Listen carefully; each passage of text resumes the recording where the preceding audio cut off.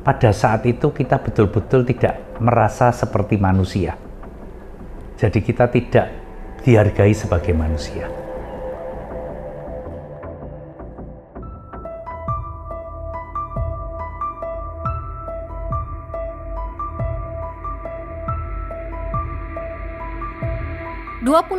Tahun yang lalu, pada tahun 1998, tempat ini hangus terbakar dalam sebuah tragedi kelam perjalanan bangsa Indonesia. Mei 1998, bukan hanya Jakarta yang bergejolak, kota-kota lain pun ikut memanas, Solo salah satunya. Tempat saya berdiri saat ini menjadi sasaran massa. Bangunan mal ini terbakar dan semua dagangan ludes dilalap api.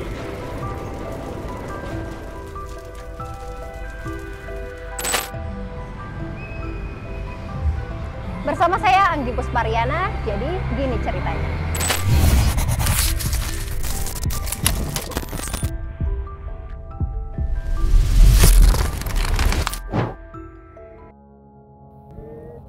Kerusuhan Mei 1998 menjadi salah satu catatan kelam dalam sejarah bangsa Indonesia.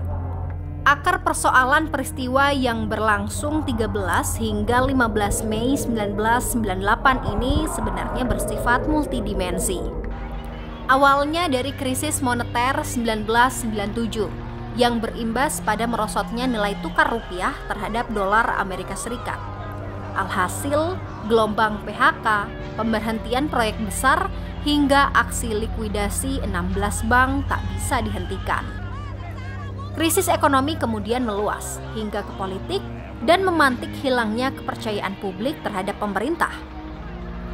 Belum lagi tewasnya 4 mahasiswa Universitas Trisakti pada demonstrasi 12 Mei 1998 yang kian menyulut emosi masyarakat yang sudah pusing dengan kenaikan harga kebutuhan pokok.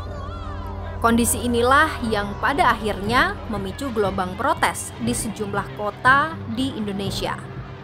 Mulai dari kerusuhan di Medan memantik unjuk rasa mahasiswa Universitas Trisakti pada 12 Mei 1998. Kemudian pada 14 Mei 1998, gelombang aksi kian membesar di Jakarta dan meluas hampir di seluruh wilayah Indonesia, salah satunya Solo.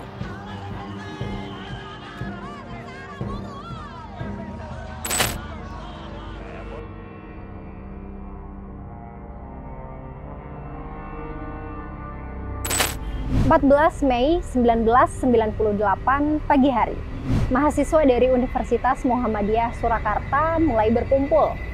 Mereka mulai melakukan aksi demonstrasi dengan orasi-orasinya dan sholat zuhur untuk mendoakan mahasiswa Trisakti yang gugur. Namun menjelang siang, suasana justru semakin menjadi emosional, khususnya antara pihak mahasiswa dan aparat keamanan. Sebab tak hanya mahasiswa UMS saja, mahasiswa yang terdiri dari berbagai perguruan tinggi ikut berkumpul di kampus Pabelan. Dan pada satu titik, benturan pun pecah usai terdapat provokator yang melempar benda ke arah polisi. Saat itu aparat mencoba untuk menahan massa yang keluar dari area kampus UMS. Memasuki sekitar pukul 10.00 waktu Indonesia Barat, massa demonstrasi ini bergerak keluar menuju ke Jalan Solo Kartosuro. Meski sempat dihadang aparat keamanan, para pengunjuk rasa ini tidak mau kembali dan malah terjadi bentrokan. Sampai pada siang hari, suasana masih kacau dan makin meluas ke berbagai wilayah di Solo. Sebagian mahasiswa ini bersama dengan kelompok tambahan kaum muda yang bergerak ke berbagai penjuru kota Solo dan mulai melakukan aksi perusakan fasilitas publik. Di Surakarta bagian utara, sekitar pukul 17.00 waktu Indonesia Barat, massa ini mulai melakukan pembakaran terminal Tirtonadi serta beberapa bus yang ada di sana. Di bagian barat, kantor Samsat, puluhan rumah dan sejumlah fasilitas umum dirusak hingga dibakar oleh massa. Di wilayah selatan kota Solo, Bank Putra dibakar habis. Kerusuhan parah juga melanda Surakarta bagian timur. Tak berhenti sampai di situ, massa juga menyalurkan amarahnya terhadap simbol-simbol kesenjangan sosial. Ini tercermin dari tindakan massa yang menghancurkan, membakar kendaraan roda 2 ataupun 4, pabrik-pabrik, perusahaan-perusahaan, toko-toko, bangunan-bangunan atau fasilitas lain terutama kelompok swasta milik keturunan Tionghoa. Ya, Tionghoa menjadi target amukan massa dan kerusuhan berubah menjadi sentimen rasial. Ini terjadi karena ada stereotip terhadap mereka bahwa orang Tionghoa patut dibenci karena mereka kaya raya dan dekat dengan penguasa. Stereotip ini terjadi karena mereka banyak berurusan di sektor bisnis sehingga kekayaannya pun meningkat. Sementara stereotip kedekatan dengan penguasa disebabkan karena saat itu Soeharto sangat dekat dengan Taipan Sudono Salim alias Lim Sioliong. Kedua aspek ini kemudian membentuk pandangan masyarakat bahwa etnis Tionghoa sudah pasti kaya raya dan dekat dengan penguasa. Inilah yang membuat masyarakat menjadikan seluruh etnis Tionghoa sebagai sasaran.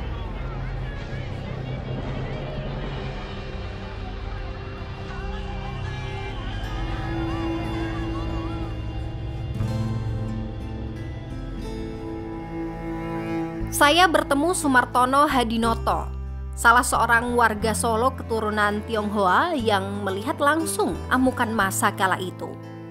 Masih membekas dalam ingatannya ketika ia dan keluarga harus pergi dari rumah demi menghindari amukan massa yang mulai membakar dan menjarah rumah keturunan Tionghoa. Nasib baik masih ada pada pihaknya. Konflik yang saya alami selama 68 tahun ini sejak lahir sudah 3 kali. Yang 98 adalah yang terparah.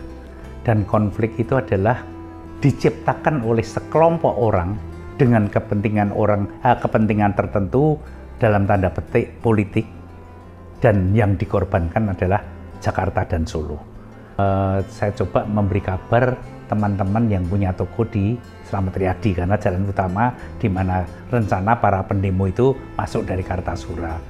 Sedang memberi kabar beberapa telepon, tahu-tahu di depan rumah saya sudah dilempari batu. Bahkan kaca-kaca di atas depan kantor ini pecah.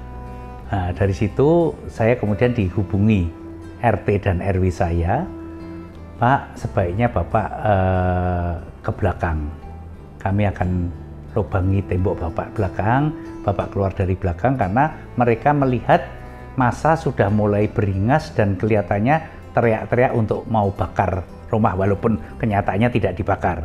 Tapi waktu itu di depan sudah ada mobil dibakar, di belakang sudah mulai banyak dibakar, jalan-jalan di belakang di Marta Dinata, jadi akhirnya di lubang, kemudian kami satu persatu, ibu saya masih waktu itu, saya, istri, anak, menantu, cucu, keluar kepala dulu sambil tidur, sambil ditarik mereka.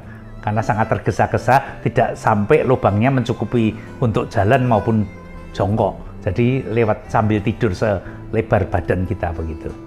Waktu itu apa sih Pak yang ada di pikiran Bapak saat detik-detik itu gitu? Apalagi di depan udah banyak yang dibakar dan Bapak harus cepat-cepat keluar lewat lorong yang kecil tadi gitu. Kalau waktu itu awal-awal kita kan hanya takut dan stres ya. Tapi justru akibat yang paling berat setelah kejadian itu.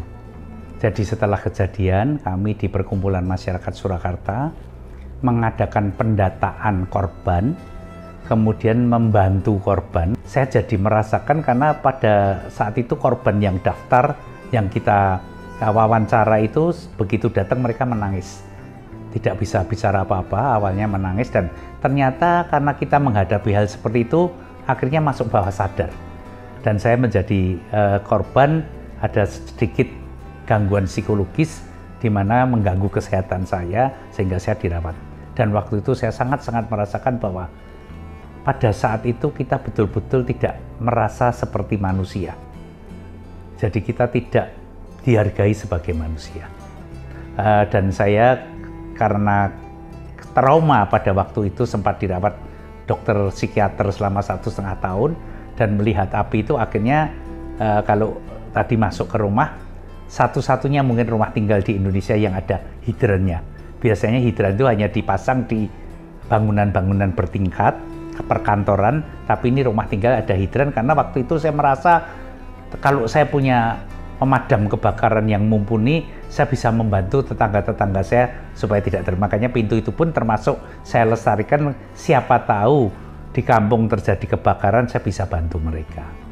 Bilang, kamu kan masuk ke sini tadi seperti masuk Solo Safari, khususnya ke kandang harimau, karena pagernya tinggi dan semuanya besi. Dulu waktu sebelum kerusuhan Mei, pagar kami cuma tembok setiap tiang, kemudian 3 balok kayu. Orang loncat aja dengan gampang sekali. Jadi semua itu pasti ada sebab, ada akibat. Jadi saya sekarang merasakan saya jadi harimau di dalam kandang sekarang. Dan itu tidak hanya seperti itu, bahkan kalau kamu jalan-jalan di kota Solo ada yang rumah pintu besinya berjajar 2, jaraknya tidak sampai 2 meter, 1 meter lah. Itu seperti itu, karena memang semua kejadian itu membuat dampak tersendiri. Gimana cara Bapak untuk bangkit gitu dari semua trauma yang Bapak pasti alamin dan keluarga alamin kayak gitu? Jadi saya betul-betul sudah membuang semua yang terjadi dan saya berusaha setelah introspeksi bagaimana membuat Solo milik kita bersama ini ke depan semakin toleransi, sehingga saya banyak terus bergabung organisasi, khususnya sosial, membangun banyak jaringan. Kita ada Solo Bersama Selamanya yang lebih dari 100 organisasi, baik itu organisasi religi, organisasi sosial, organisasi antar etnis, organisasi ke profesi, organisasi hobi. Setahun sekali kita berbagi sembako untuk Lebaran 10.000 paket dan sudah 16 tahun ini. Nah, kemudian kita bikin acara Imlek, kita bikin acara Natal, kita bikin acara Idul Fitri, semuanya saya berusaha untuk ikut berkontribusi sekecil apapun, membranding Solo sebagai kota toleransi dan mengajak semua warga Solo untuk memikirkan dan sudah merasakan harus membayar sedemikian mahal waktu terjadi kerusuhan Mei.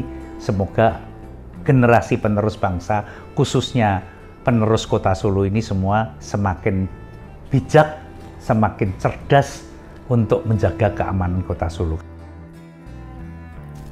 Terhitung pada 15 Mei 1998, roda pemerintahan dan ekonomi dapat dinyatakan lumpuh total. Toko-toko memilih untuk menutup lapaknya. Pusat-pusat perbelanjaan seperti Matahari Singosaren, Beteng Plaza, Purwosari Plaza, dan Ratu Luas, Sami Luas hancur dilalap api. Suasana di ibu kota Jakarta juga makin hari makin memanas. Hingga puncaknya pada 18 Mei 1998, gedung DPR MPR diduduki oleh 15.000 mahasiswa yang melancarkan aksi demonstrasi terhadap pemerintahan Soeharto. Mereka menuntut adanya reformasi dan menuntut Soeharto mundur dari jabatan presiden. 3 hari kemudian, permintaan ini pun dituruti. Tepat pada 21 Mei 1998, Soeharto akhirnya mundur dari jabatan presiden dan digantikan oleh Wakil Presiden B.J. Habibie. Sejak saat itulah, rezim Soeharto berakhir dan era reformasi Indonesia dimulai. Saya memutuskan untuk menyatakan berhenti dari jabatan saya sebagai Presiden Republik Indonesia terhitung sejak saya bacakan pernyataan ini pada hari ini, Kamis 21 Mei 1998.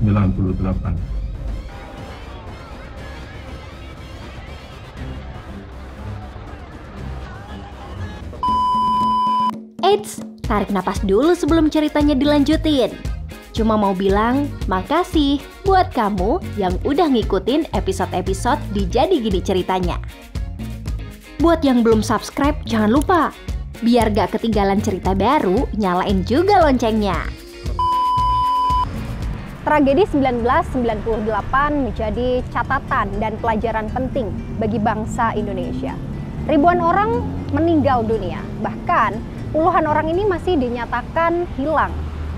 Tentu tragedi yang terjadi di Solo, Jakarta, maupun di kota-kota lain ini yang menimbulkan kerugian fisik, bahkan merenggang nyawa dan trauma, diharap tidak akan terjadi lagi di masa depan.